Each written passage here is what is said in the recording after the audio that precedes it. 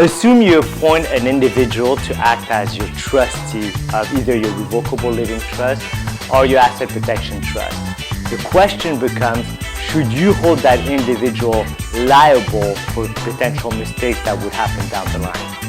This is the question that we are going to address today. Should an individual, should the trustee be held liable for acts within the trust?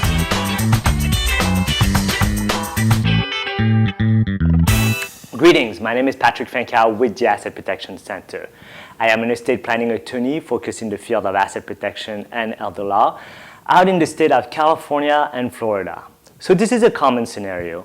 You appoint an individual that you trust to take care of your loved ones, your finances, in the event something happens to you. In the event of a lawsuit, you want to make sure that that person will properly represent the assets within that trust. So the question becomes, should that individual be held accountable? Of course, there should be some accountability.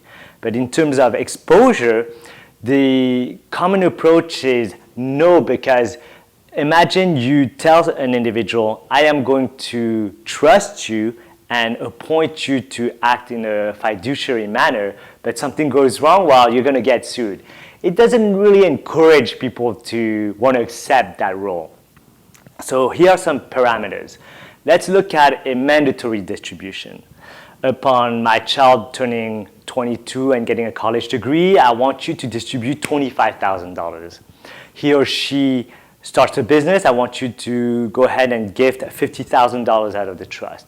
In that type of language where the distribution is mandatory, there should be minimal exposure because he or she, the trustee, doesn't have much of a say. After a certain life event, that person must pay the beneficiary and that's it. So minimal exposure. Where the danger lies is when there's full-blown discretion. Patrick, I will appoint you as trustee and you pay the beneficiary however you see fit. So the great benefit to that is that in the event of a lawsuit, well, I can say that kid got into trouble, I choose not to pay for the lawsuit. That's a great benefit.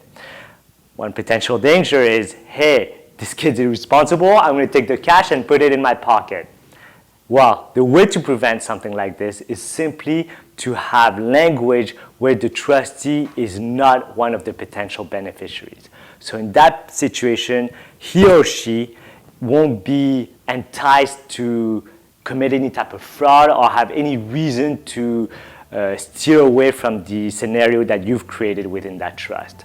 So yes, you want some accountability. You can appoint what is called a trust protector, which is a concept that was borrowed from the offshore universe. And that's basically an individual that in the event I do not follow directions of the trust can stop me from committing any more actions and basically have the beneficiaries appoint another person to act as trustee. So those are kind of the pointers around what to do in terms of holding a trustee accountable.